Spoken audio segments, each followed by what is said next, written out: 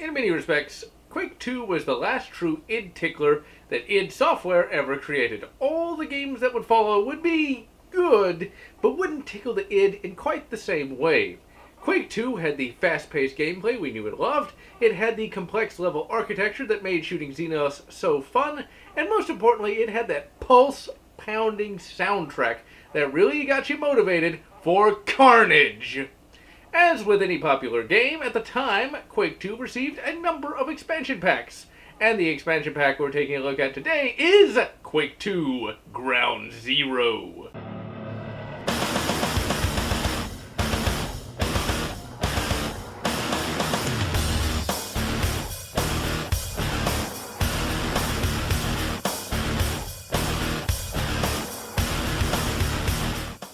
Good day, ladies and gentlemen. The expansion pack is sadly a relic of a bygone era. Back in the day, you would actually get the full game when you bought a game. These days, when you buy a game, it's cut up, and then DLC is released with those cut up bits. I'm looking at you, Mass Effect 3, an entire character as DLC? Come on, EA, at least try to be a little less evil.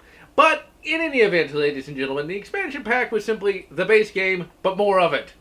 And many expansion packs actually fixed their base games. Duke Nukem Doctor Who cloned me in. God. Half-Life 2 Episode 2. Quake 2 didn't really have altogether that many problems, and was indeed a masterful game, but at times it was a little bit linear, and at times it was just a little bit too easy. Quake 2 Ground Zero attempts to alleviate these issues. The game is a standard id tickler. You have no limits on how many weapons you can carry, you cannot regenerate health, and most importantly, you have access to the mighty power of the quick save. Since this is an expansion pack, all the old Quake 2 weapons make a return, and the super shotgun is still one of the most useful weapons in the game, and will serve you very well. The game introduces a couple of new weapons, and they are of dubious quality. None of them really are that much better than what you would normally get, and they are not even that much cooler. For example, the first expansion pack weapon you get is the Mine Launcher. It's like the grenade launcher, but differently colored. In 2018, that would of course be Mine Launcher DLC with new skins a buck a pop. It's actually less useful than the grenade launcher because it can only chuck mines that actually do less damage than the grenades. And half the time you're going to blow yourself up with them because you're going to miss the enemy you're trying to shoot at, they're not going to trigger the mine, and then you're going to trigger it yourself and be triggered by being blown up. It's only useful when you have no ammo in your other weapons. Then you have the nail gun, and in theory it's cool, cause the roofer shooter in Quake 1 was so unique. In this game it's not worth it, as it doesn't do that much damage, and you'd be better served by the old reliable double barrel. That is, of course, the issue with some expansion packs. The new weapons can potentially fail to impress, and the new weapons in Quake 2 Ground Zero do not impress at all, and they just pale in comparison to the id ticklers of the main game. The reason they fail to impress more than anything else is due to the massive difficulty spike. The enemies do not come in any greater numbers, but the expansion pack enemies are goddamn ridiculous. First, you have this metallic spider bastard. He can cling to walls and loves to drop down upon you and savage you with his metallic limbs. And of course he has a ranged attack. He has this super powerful plasma shot. And of course he can soak up a crap ton of damage. Meaning that unless you get really lucky, he's going to get at least a couple hits on you. You will come to hate this bastard, as he will kill you over and over again. And the devs oh so love to disperse him in hard areas. You never think about it when playing, but enemy placement is key when it comes to difficulty. If you have one giant room with one basic in the middle, you can kill him with no difficulty. If you fill a room with enemies that charge you when you enter it, you might have some difficulty, but if you have a quick trigger finger, you should be able to prevail. Most of the time, enemies are placed where you can see them, and you can generally get the drop on them rather than the other way around. In Quake 2 Ground Zero, however, you better check those corners! Check those corners! Cause if you don't, you will be killed by even the weakest of enemies.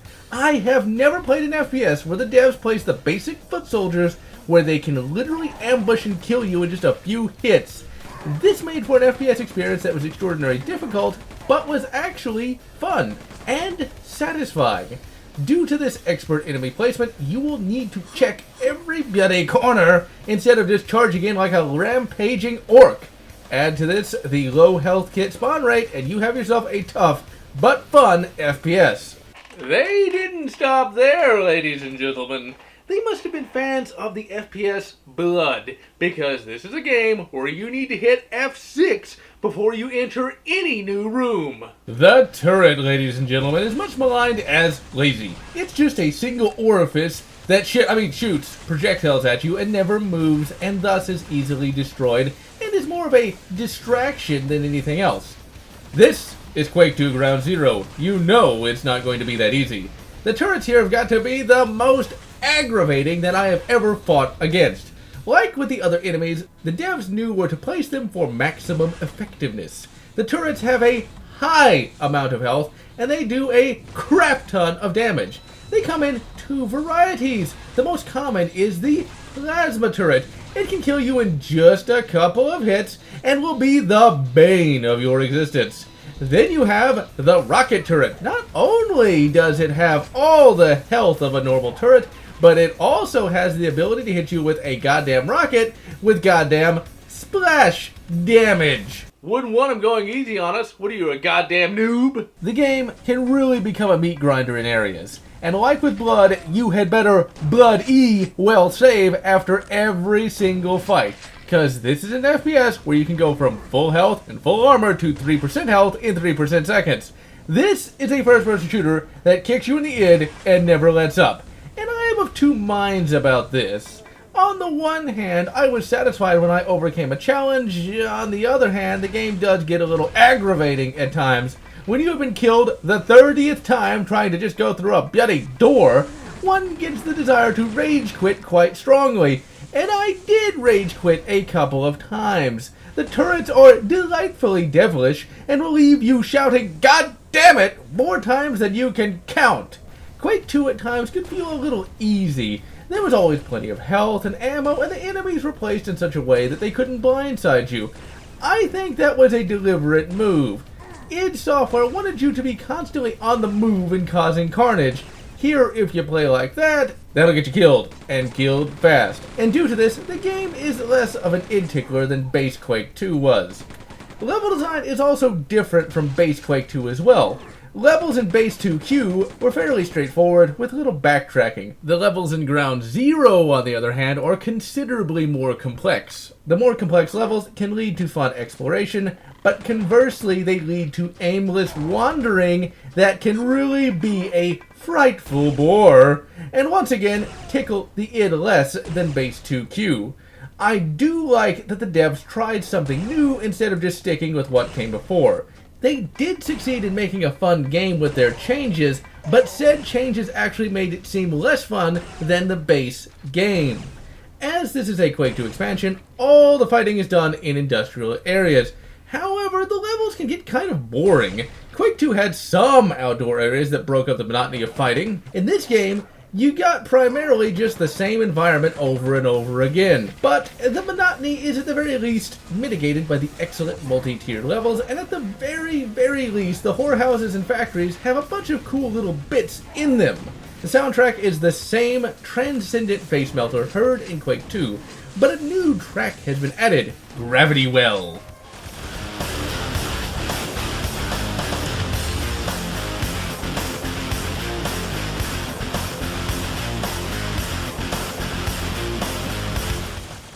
As I was too lazy to dig out my original Quake 2 discs, we are looking at the GOG version of the game.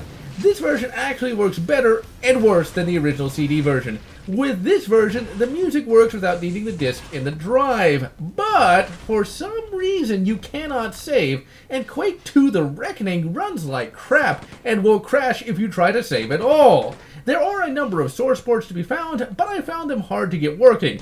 KM Quake actually requires that you do some recompiling to get the expansions working. I instead have used what is called the 3.24 unofficial patch, and I will be putting the link to this particular patch in the description. All you gotta do with this is drag and drop it into the Quake 2 folder, and boom, all the performance issues are gone, and you can even set custom screen resolutions, and most importantly, you can save. As befitting an expansion pack for an id Software game, the story is very basic.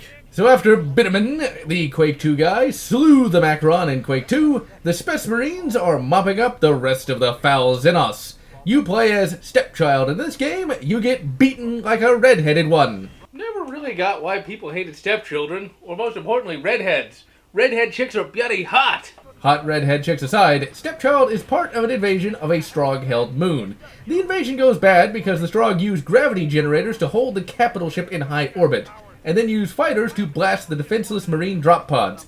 Your objective is to shut down some gravity generators so that the capital ships can move in for support. What I do find funny, though, is that the game knows that this is a first-person shooter, and as such, just straight up says, destroy all resistance. After the intro cutscene sets the stage, there are little interludes where your COs say that you're leaving one area and entering another. Other than that, that's your lot in terms of story. Still, though, you have a character and context for the carnage, and that is all you really need. Quake 2 Ground Zero is a good expansion and is a satisfying game to play, and is a great addition to the Quake 2 canon. I highly recommend giving this expansion a playthrough, although expect to die a lot in the attempt. And so, I am Generallotz, wishing you good Duke Nukem, a doctor who cloned me, and good Half-Life 2, Episode 2, or whatever, makes you happy. If you enjoyed my review of Quake 2 Ground Zero, please consider subscribing, and if you can, please consider supporting me on Patreon so that I can continue bringing you these expansion pack reviews.